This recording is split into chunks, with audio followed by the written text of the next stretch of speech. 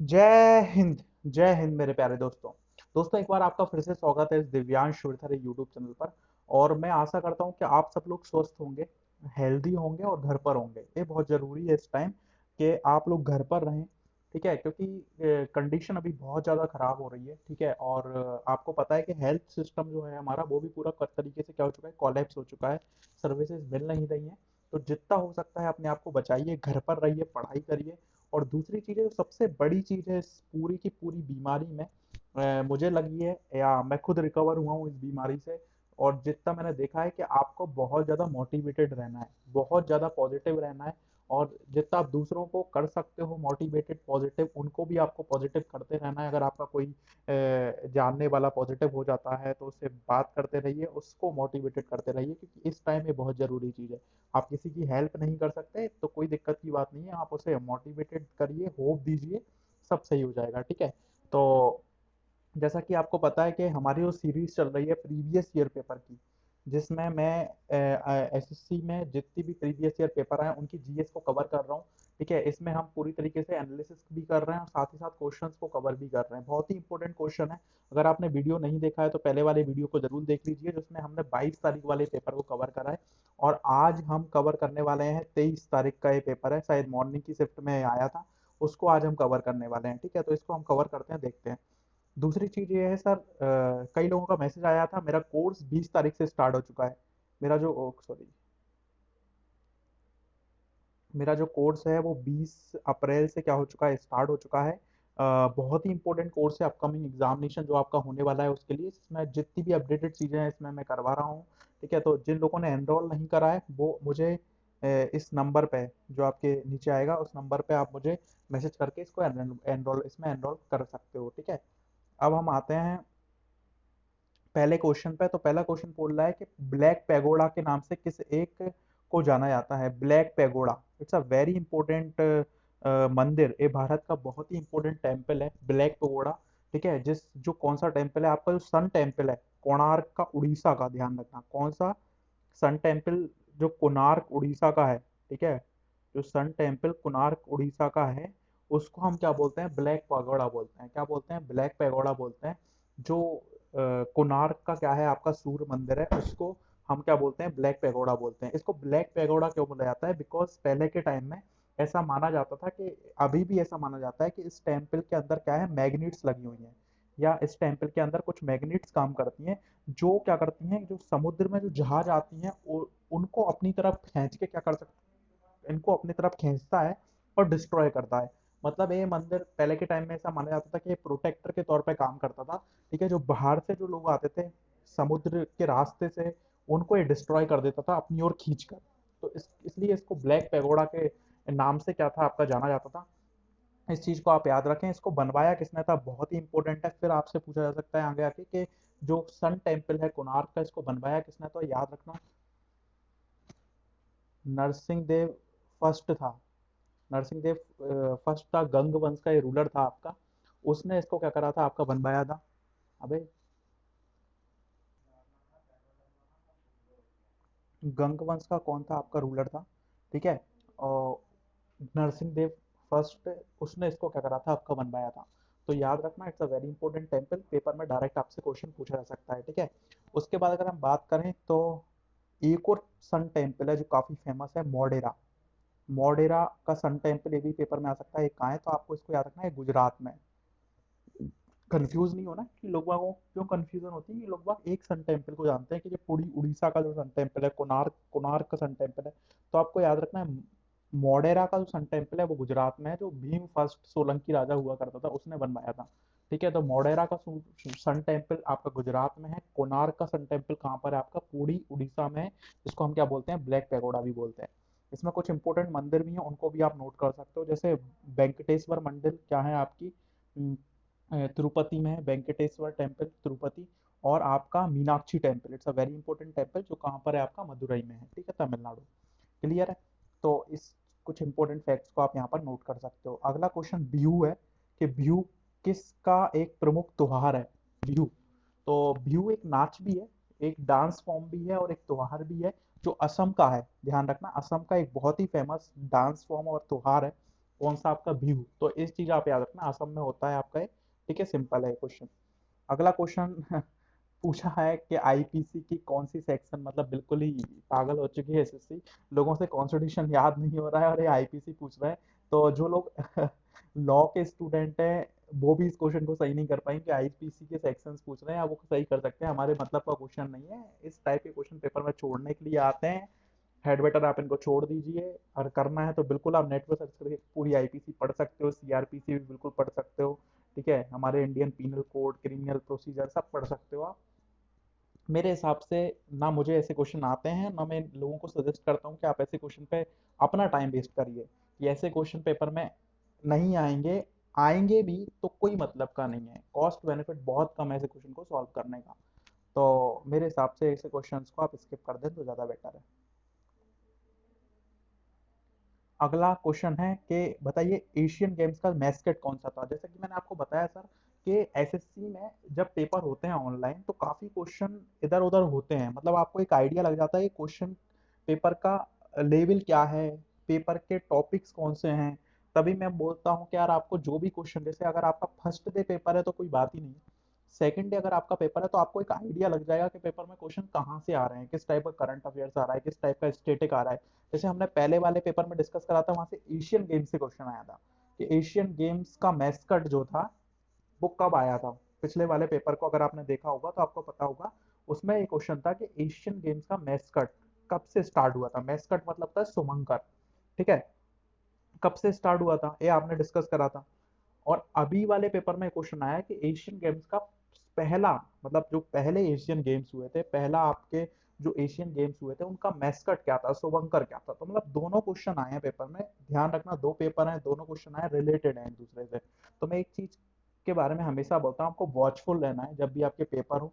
दो तीन चार पाँच छः शिफ्ट, जितनी भी शिफ्ट में पेपर हो, अगर आपका पेपर थोड़ा सा लेट होता है तो आपको पेपर के टाइम और कुछ एक्स्ट्रा नहीं पढ़ना है, जो पेपर में चीजें आ रही हैं उनसे रिलेटेड चीजें क्या करनी है आपको पढ़नी है। ठीक है, तो एक आपको आइडिया लग जाता है अगर आपका पेपर थोड़ा सा लास्ट में है या बीच में है। ठीक है, तो जो मैंने बताया था एशियन एशियन गेम्स में मैस्कट कब से चालू हुआ था आपका, 1982 से स्टार्ट हुआ था।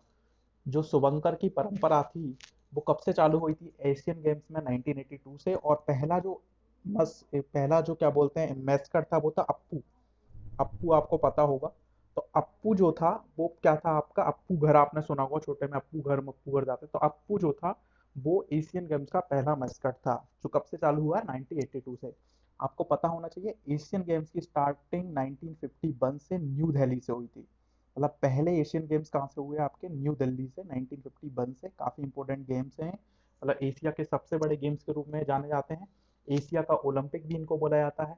तो 1951 से न्यू दिल्ली से एशियन गेम्स की स्टार्टिंग होती है। ठीक है, उसके बाद अगर एक एक्ट आता है जिसका नाम है FRBM act, physical responsibility budget management act. जैसे आपको पता है कि पिछली बार भी एक क्वेश्चन आया था इकोनॉमिक से एक एक्ट के रिलेटेड ही, जिसमें हमसे फीमा पूछा था। याद रखना, जिसमें हमसे क्या पूछा था, फीमा। और इधर क्या पूछ लिया हमसे, FRBM पूछ लिया। तो देखो सेम क्वेश्चन है, सेम टॉपिक से रिलेटेड क्वेश्चन आपके पेपर में पूछे जा रहे हैं।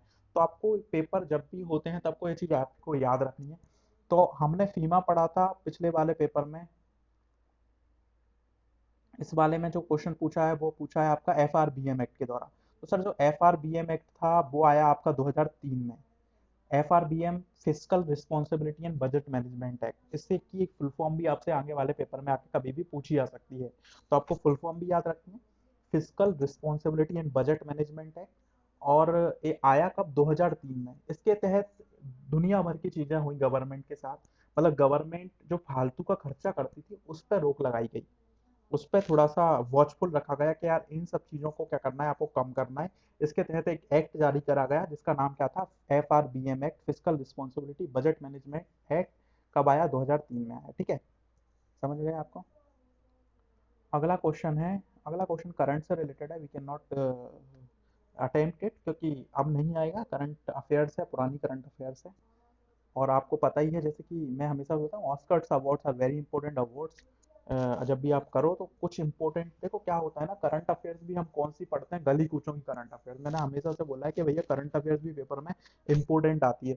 पर लोग बाग आज के टाइम में पर डे की करंट अफेयर्स करते हैं। पर डे की जब आप करंट अफेयर्स करते हैं तो उसमें बहुत सारे इर्रिलेवेंट फैक्ट्स आ जाते हैं, और फिर आप उनको याद नहीं कर पाते कि इतनी बड़ी करंट अफेयर्स को रिवाइज करना है, माइंड में रखना है, तो पेपर में जाके फिर क्वेश्चन गलत हो जाते हैं।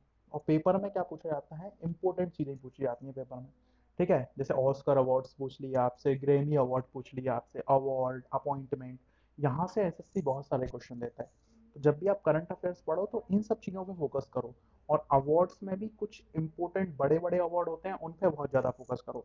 जैसे नेशनल फिल्म अवार्ड हो गए, राष्ट्रीय फिल्म समारोह हो गए, नेशनल फिल्म अवार्ड, इनको अच्छे से आप पढ़ लो। ठीक है, यहाँ से क्वेश्चन एसएससी पूछेगा ही पूछेगा, तो इस टाइप की चीज़ें आपको करनी है पेपर में। अगला क्वेश्चन है, काफ़ी इंपॉर्टेंट क्वेश्चन दिख रहा है मेरे को। अगला क्वेश्चन है कि बताइए भारत में the first ever gold coins in India were issued by the dynasty. ध्यान से सुनना इस क्वेश्चन को, क्योंकि थोड़ा सा अच्छा क्वेश्चन है। क्वेश्चन ये पूछ रहा है कि पहली बार भारत में सोने के सिक्के किस एक वंश के द्वारा जारी किए गए। ध्यान रखना, किस एक वंश, डायनेस्टी पूछी है पेपर में। मैं आपको समझा देता हूँ कि अगर एक क्वेश्चन आता है कि भारत में पहली बार सोने के सिक्के किसने जारी किए, वंश नहीं लिखा पेपर में, डायनेस्टी नहीं लिखा, सिर्फ इतना क्वेश्चन में लिखा है कि भारत में पहली बार सोने के सिक्के किसने जारी किए, the first ever gold coins issued in India, तो आपको लगाना है ग्रीक्स।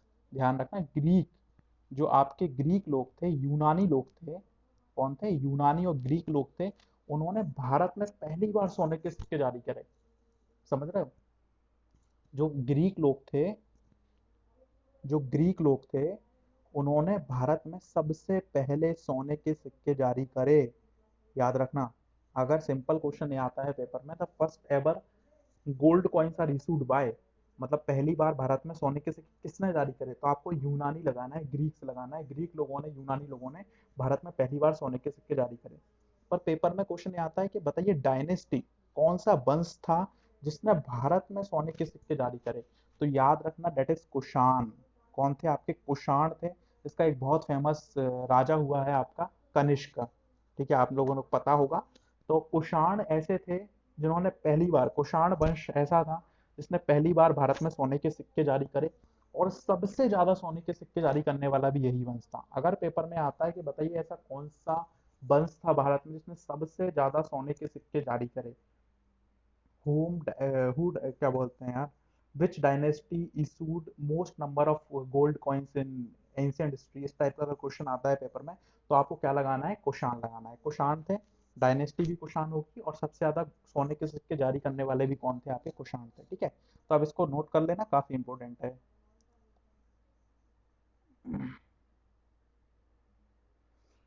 अगला क्वेश्चन है कि बताइए कि इनमें से कौन सा फॉरेस्ट कवर को बढ़ाने के लिए स्टार्ट करा गया है, मतलब इनमें से कौन सा जो जंगल है, जंगल मतलब आपकी जो क्या बोलते हैं, फॉरेस्ट है, वन है, वन क्षेत्र जो है आपका, उसको बढ़ाने के लिए स्टार्ट किया गया है, फॉरेस्ट कवर को बढ़ाने के लिए स्टार्ट किया गया है, इनमें से कौन सा। अब आपको यार एक क्वेश्चन मैंने बताया नहीं पता है आपको, you didn't know about this type of question, आपको इसमें से कुछ नहीं करा है, लगाइए एलिमिनेशन मेथड। ठीक है, एलिमिनेशन मेथड से आप इसको आराम से सॉल्व कर सकते हो। अब देखो लास्ट वाला, ये तो हट ही जाएगा, स्किल डेवलपमेंट पहले ही काट सकते हो इसको। ग्रीन रिवॉल्यूशन आपको पता ही है कि यार एग्रीकल्चर से रिलेटेड था, तो इसको भी आप काट सकते हो। तो दो ऑप्शन तो आपने ऐसे ही काट दिए, क्योंकि आपको पता है स्किल डेवलपमेंट का कोई रिलेशन नहीं है फॉरेस्ट कवर से भाई, ग्रीन रेवोल्यूशन का भी कोई रिलेशन नहीं है, आपको पता है। ग्रीन रेवोल्यूशन, हरित क्रांति किसके लिए आई थी, एग्रीकल्चर के लिए आई थी। अगला है national mission on sustainable habitat, मतलब यार सस्टेनेबल हैबिटेट है, यहाँ पर भी फॉरेस्ट की कोई बात नहीं हुई है। ठीक है, तो खत्म कर दो। अब एक ही आपको ऑप्शन दिख रहा है ग्रीन इंडिया, अब यार ग्रीन क्या होगा, ग्रीन तो फॉरेस्ट ही होगी। ठीक है, तो national mission on green India which is actually started for increasing forest cover in India. तो जो नेशनल मिशन था, national mission for green India, ठीक है, वो स्टार्ट करा गया था किसके लिए, आपका भारत में वन क्षेत्र को बढ़ाने के लिए, फॉरेस्ट कवर को बढ़ाने के लिए। तो मैंने आपको बताया ये क्वेश्चन आपको नहीं आता, आपने इसके बारे में नहीं सुना, पर आपके अंदर थोड़ा बहुत भी अगर कॉमन सेंस है तो आप इस क्वेश्चन को सही कर सकते थे।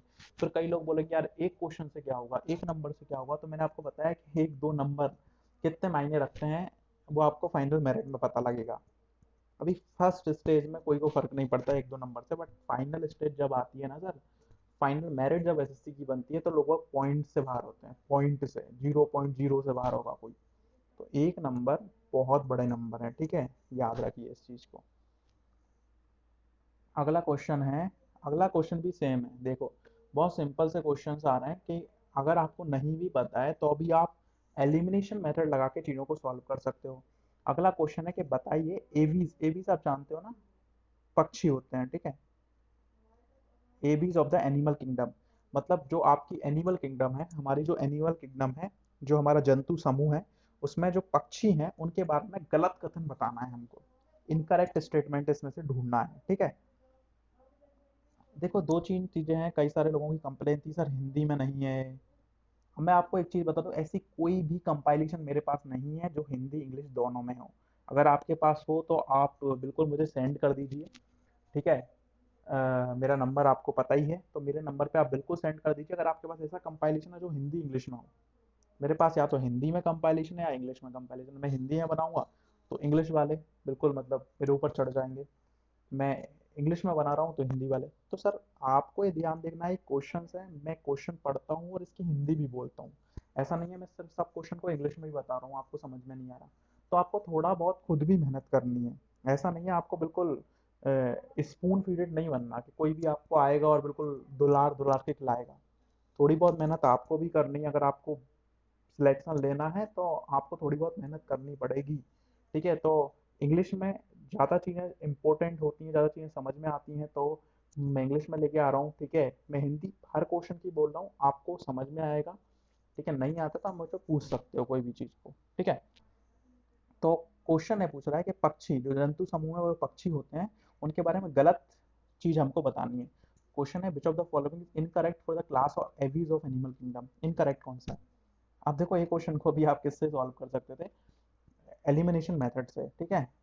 अगर आपने पक्षियों को देखा है तो, अगर नहीं देखा आपने पक्षियों को तो बात अलग है।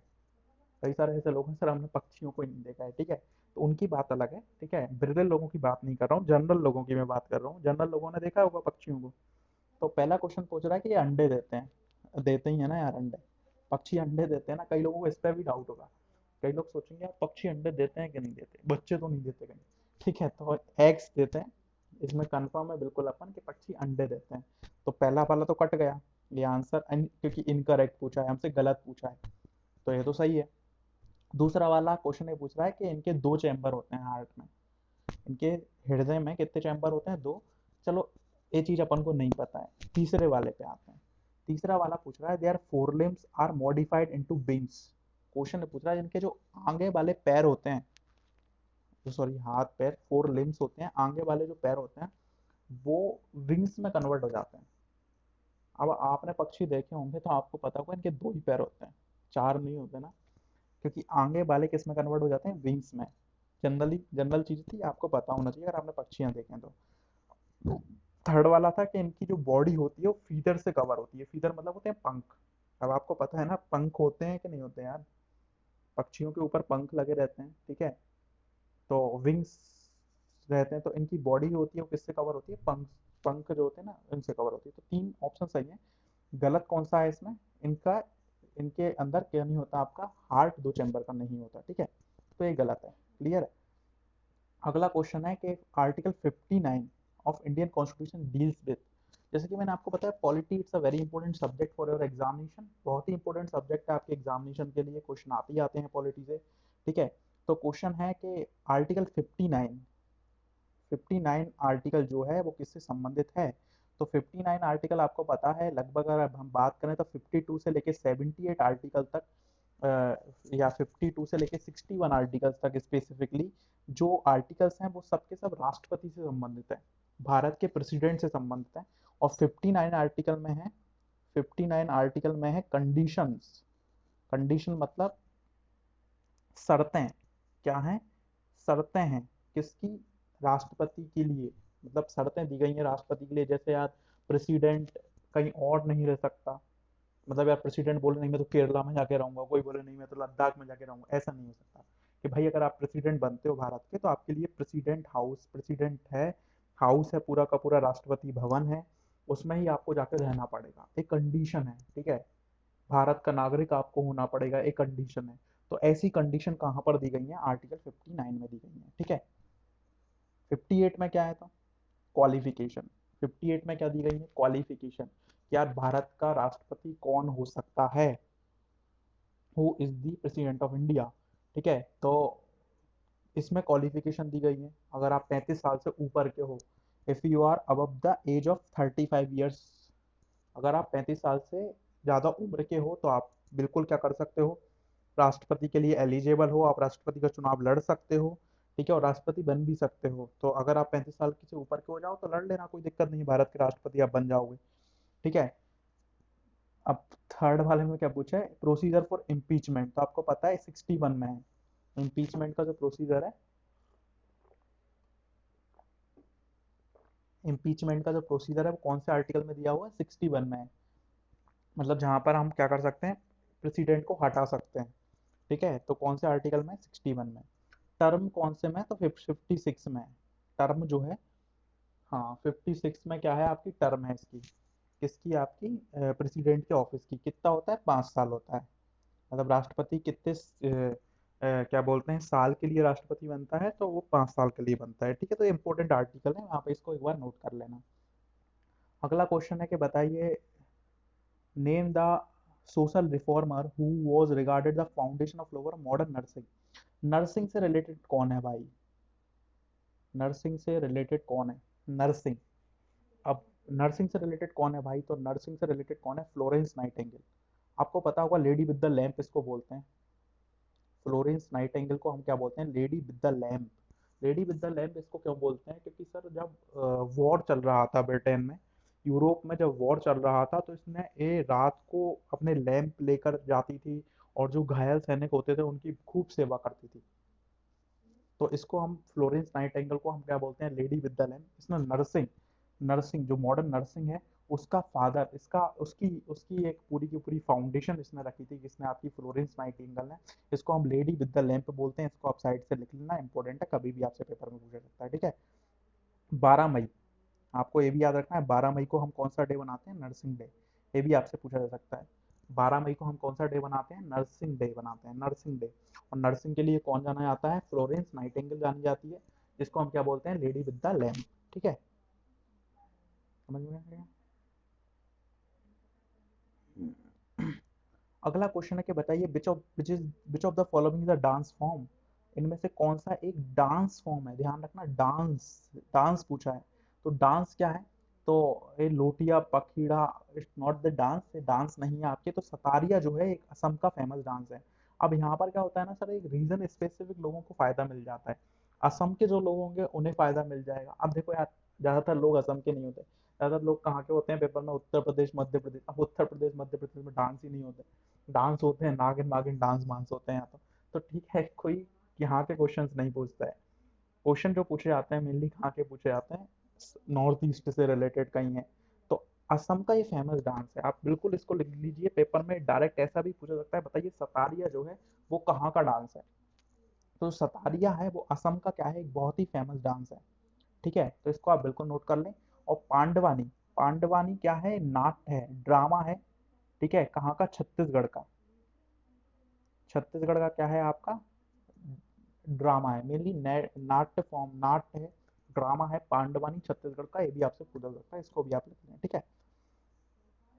अगला क्वेश्चन है कि बताइए, पॉकेट डायनामो के नाम से कौन फेमस है।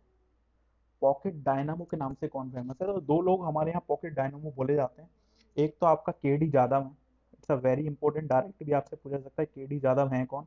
तो ये रेसलर हैं इंडिया के, कौन है, रेसलर हैं, जिन्होंने 1952 के ओलंपिक में ब्रॉन्ज जीता था, ध्यान रखना, वेरी इंपॉर्टेंट है। 1952 का जो ओलंपिक हुआ था उसमें इन्होंने ब्रॉन्ज, कांस्य पदक जीता था, किसने, के डी जादव ने।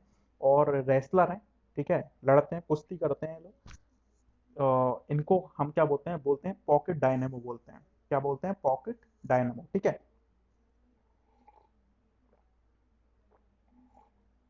किसको, के डी यादव को।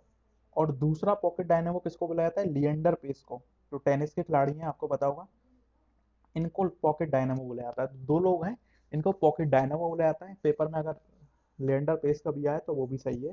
के डी यादव है, इनको भी हम क्या बोलते हैं, पॉकेट डायनेमो बोलते हैं, क्लियर है। इसके बाद क्वेश्चन आता है बिजनेस एडवाइजरी कमेटी। अब यार इससे पहले वाले पेपर में भी हमने बिजनेस एडवाइजरी कमेटी का क्वेश्चन सॉल्व करा था कि बिजनेस एडवाइजरी कमेटी का चेयरमैन कौन होता है। अब क्वेश्चन क्या आ गया, बिजनेस एडवाइजरी कमेटी कब बनी थी। तो यार ये 1952 में बनी थी। मैं आपसे बार बार बोल रहा हूँ, आप वॉचफुल रहिए, जो क्वेश्चन आ चुके हैं आपके कई एक दो शिफ्ट में वो फिर से रिपीट होंगे कहीं ना कहीं, या वो नहीं हुए तो उनसे रिलेटेड चीजें आपके पेपर में आने वाली हैं, ठीक है। तो अगर आपका पेपर एक दो दिन बाद है तो आप इसमें बेनिफिटेड हो, अगर आप चीज़ों का अच्छे से फायदा उठा पाते हो तो बिजनेस एडवाइजरी कमेटी कब बनी, 1952 में बनी, ठीक है। और इसका चेयरमैन इसका स्पीकर होता है, ध्यान रखना, कोई भी सदन का जो स्पीकर होगा वो ही इसका क्या होता है, चेयरमैन होता है। याद रखना, बहुत इंपॉर्टेंट है, लिख लेना, 1952 में बनी थी। अगला क्वेश्चन है, टॉयलेट डे कब बनाया जाता है। तो 19 नवंबर को बनाया जाता है। सिंपल क्वेश्चन है, डे से रिलेटेड था। अगर आपने डे पढ़े हैं तो इस डे को पढ़ा होगा, क्योंकि स्वच्छ भारत अभियान में इस डे का काफ़ी महत्व था। इस डे के तहत स्वच्छ भारत अभियान को काफ़ी प्रमोट करा गया था। तो वर्ल्ड टॉयलेट डे कब बनाया जाता है, 19 नवंबर। शौचालय दिवस, शौचालय दिवस जो है कब बनाया जाता है आपका, 19 नवंबर को, ठीक है।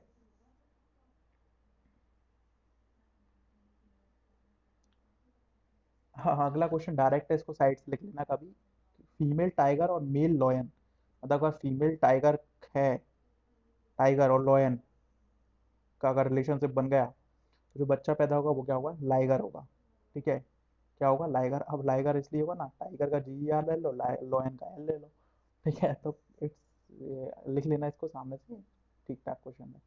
अगला क्वेश्चन है कि बताइए इनमें से कौन सा hill station Uttarakhand, which of the following hill station is located in state of Uttarakhand. इनका कौन सा हिल स्टेशन उत्तराखंड में है। अब यार सिंपल सा है, अल्मोड़ा। अगर आपको थोड़ा बहुत भी या देखते रहोगे तो अल्मोड़ा जो है वो फेमस है, कहाँ पर आपका, उत्तराखंड में फेमस है। सतपुड़ा आपको पता होना चाहिए मध्य प्रदेश में है, या मध्य प्रदेश का एकमात्र ही हिल स्टेशन है पचमढ़ी। कभी आ जाए तो याद रखना, मैं तो मध्य प्रदेश से हूँ, मैं घूमा भी हूँ, काफ़ी अच्छी जगह है मध्य प्रदेश में पचमढ़ी।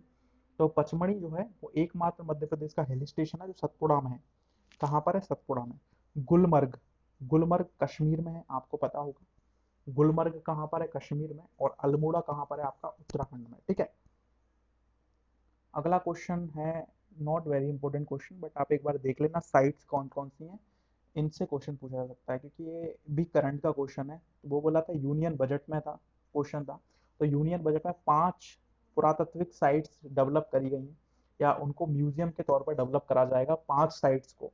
तो इनमें से बताइए कौन सी नहीं है जिसको डेवलप नहीं करा जाएगा। तो कालीबंगा राजस्थान को डेवलप नहीं करा जाएगा, और इन तीनों को डेवलप करा जाएगा। इसमें कौन कौन सी हैं, तो आदि चन्नलोर तमिलनाडु की है, इसको आप लिख लेना भैया, पेपर में कभी आ जाए तो याद रहे आपको। धौलावीरा गुजरात और राखीगढ़ी हरियाणा। तो ये 3 साइट्स हैं, 5 हैं, तो एक बार आप देख लेना 5 कौन कौन सी हैं। तो ये 5 साइट्स हैं थी जिनको म्यूजियम के तौर पे क्या करा जाएगा, डेवलप करा जाएगा, ठीक है। अब नहीं आएगा क्वेश्चन, करंट का क्वेश्चन था। तो क्वेश्चन ये पूछ रहा है कि नीति आयोग का सस्टेनेबल डेवलपमेंट गोल का एक इंडेक्स है। सर नीति आयोग आपको पता है कि हमारी एक थिंक टैंक है जो कई तरह के इंडेक्स निकालता है, और उसका एक इंडेक्स है एसडीजी इंडेक्स। डायरेक्ट भी आपसे पूछा जा सकता है कि एसडीजी इंडेक्स जो इंडिया का है उसको निकालता कौन है, कौन एजेंसी उसको निकालती है। तो आपको याद रखना है, ये नीति आयोग निकालता है। कौन निकालता है, नीति आयोग। उसमें पूछा है कौन सी स्टेट ने पहला नंबर लिया है, कौन सी स्टेट है जिसने पहले नंबर पे आया है। तो आपको पता ही है यार, केरला एक ऐसी स्टेट है जो एजुकेशन, हेल्थ, इन सब में बहुत आगे है। आपको पता है आज पूरा देश ऑक्सीजन से जूझ रहा है, क्राइसिस ऑक्सीजन का चल रहा है पूरे देश में, बट केरला एक ऐसी स्टेट है जो सरप्लस है ऑक्सीजन में, मतलब ऑक्सीजन दे रहा है वो लोगों को। तो आप सोच सकते हो कि वहाँ पर हेल्थ इंफ्रास्ट्रक्चर काफ़ी डेवलप है, वहाँ का एजुकेशन वहाँ पर काफ़ी डेवलप है। तो केरला को वहाँ पर कैसा स्थान दिया गया है, फर्स्ट रैंक दी गई है, किसमें, एसडीजी इंडेक्स में, ठीक है। अगला क्वेश्चन भी डायरेक्ट लिख लेना। तो coon, ragdoll and Somali are the breeds of.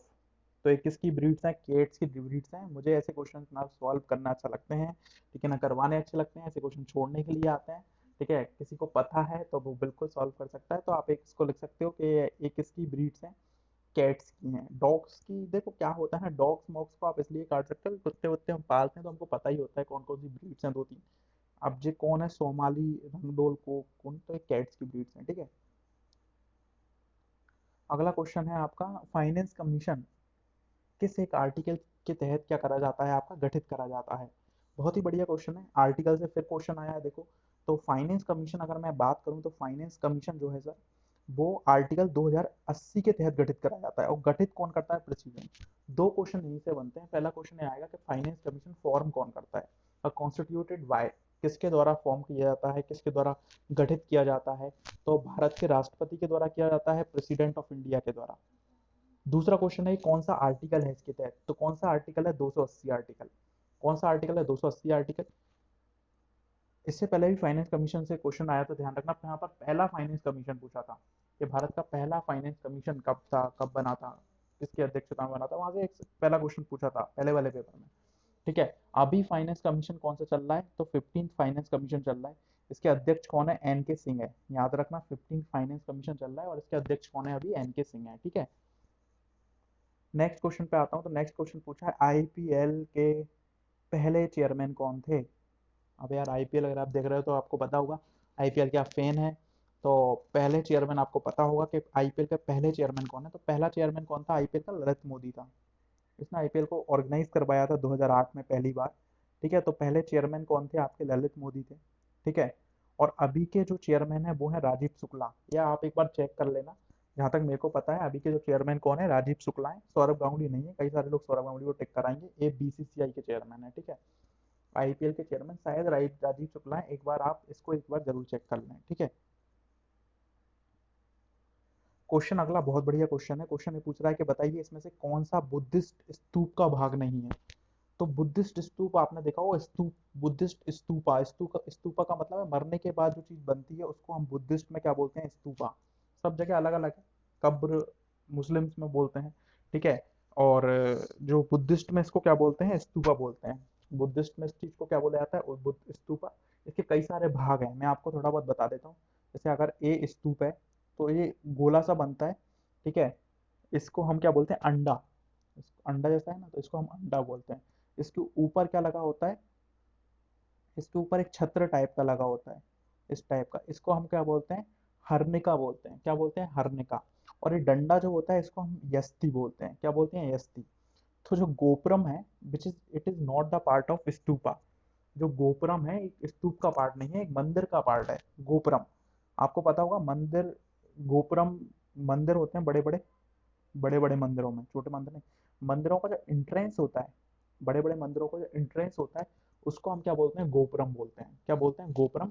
और गोपुरम सिर्फ साउथ इंडिया में जो मंदिर पाए जाते हैं, जो द्रविड़ शैली के मंदिर हैं। कौन सी कैटेगरी के जो मंदिर हैं, द्रविड़ शैली के जो मंदिर हैं उनमें पाया जाता है।